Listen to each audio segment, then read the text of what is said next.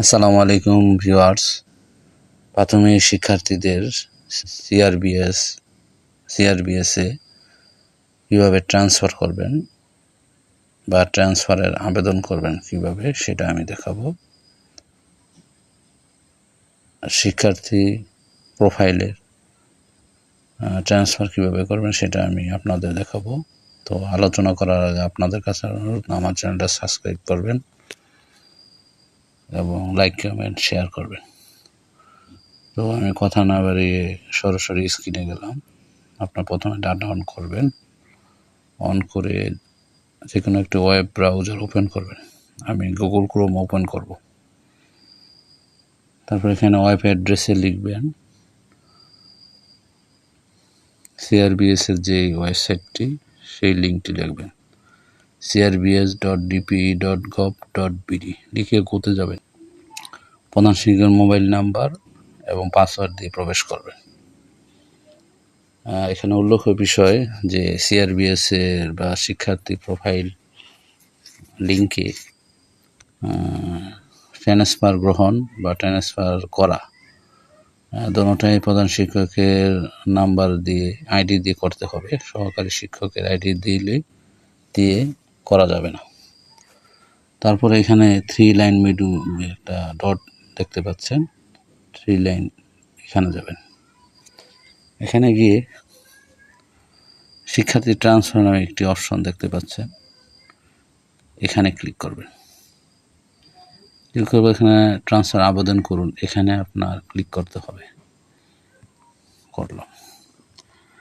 করার পর এখানে শিক্ষাবর্ষ লিখবেন। আপনার যে শিক্ষার্থীটি আপনার স্কুল থেকে অন্য স্কুলে চলে যাবে, সেক্ষেত্রে আপনার আপনার প্রতিষ্ঠানের প্রধান শিক্ষক আইডি দিয়ে তাকে ট্রান্সফার করতে হবে, ট্রান্সফার আবেদন করতে হবে। আর এটা আপনার স্কুলের শিক্ষকেরই দায়িত্ব। তো প্রথম শিক্ষাবর্ষ লিখবেন, যে শিক্ষাবর্ষের ছাত্র ওই শিক্ষার্থী সেটা লিখবেন। ধরেন 2024 শিক্ষার্থী শ্রেণী ধরেন 3য় শ্রেণী দিলাম। শাখা যেই শাখা সেটা লিখবেন, প্রযোজ্য না হলে প্রযোজ্য দিবেন। তারপর শিক্ষার্থীর নাম লিখবেন। ধরেন এই শিক্ষার্থীর নাম লিখলাম। ট্রান্সফার স্কুলের তথ্য, আপনি যে স্কুলে এই ছাত্রটিকে ট্রান্সফার করবেন সেই স্কুলের তথ্য এখানে লিখবেন। যেমন প্রথম দিবেন বিভাগ, কোন বিভাগে সে ট্রান্সফার হবে। তারপর দিবেন জেলা, তারপর উপজেলা, ধরুন মুন্সিগঞ্জ সদর দিলাম। তারপরে ইউনিয়ন, আপনি যে স্কুলের শিক্ষার্থীটি ট্রান্সফার হবে সেই উপজেলার কোন ইউনিয়নের ভিতরে ওই স্কুলটি অবস্থিত সেটা শিক্ষার্থীর থেকে জানতে হবে বা শিক্ষার্থীর অভিভাবক থেকে জানতে হবে।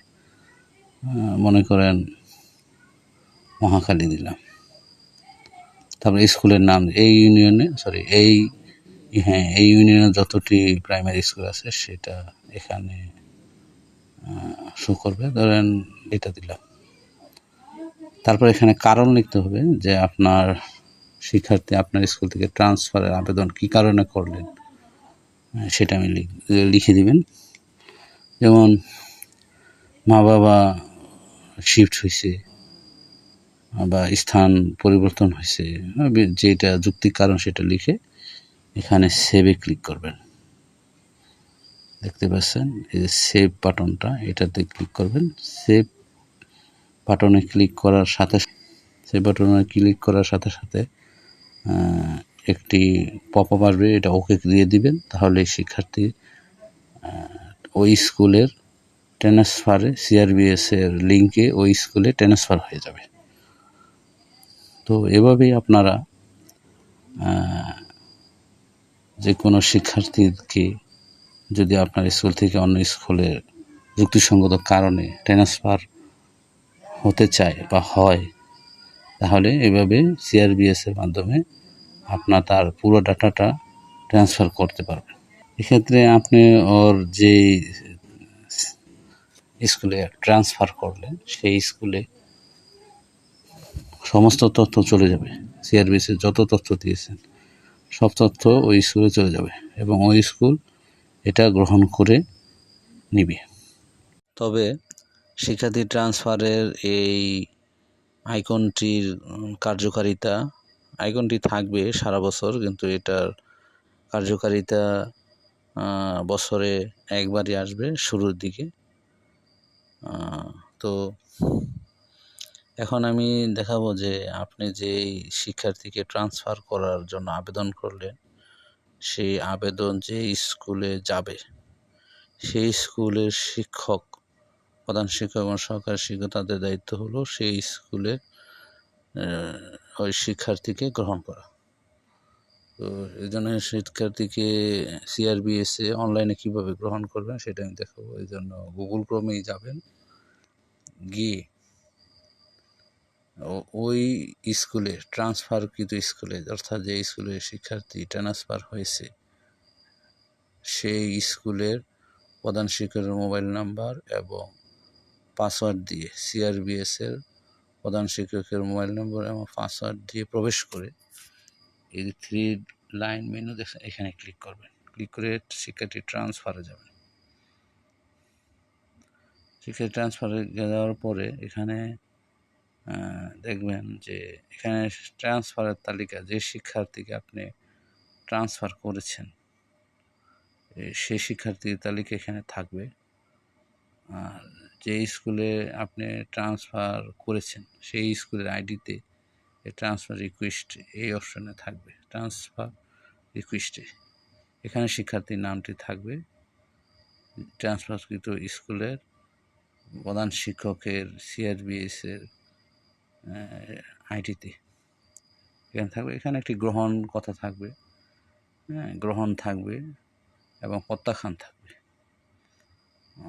যদি আপনি গ্রহণ করে থাকেন ওই শিক্ষার্থীকে, তাহলে গ্রহণে ক্লিক করবেন এবং প্রত্যাখ্যান কোনো কারণে যদি সে আবার ওই স্কুলে, পূর্বের স্কুলে যেতে, তো প্রত্যাখ্যান করলে পূর্বের স্কুলে আবার সেই শিক্ষার্থীর তথ্য চলে যাবে।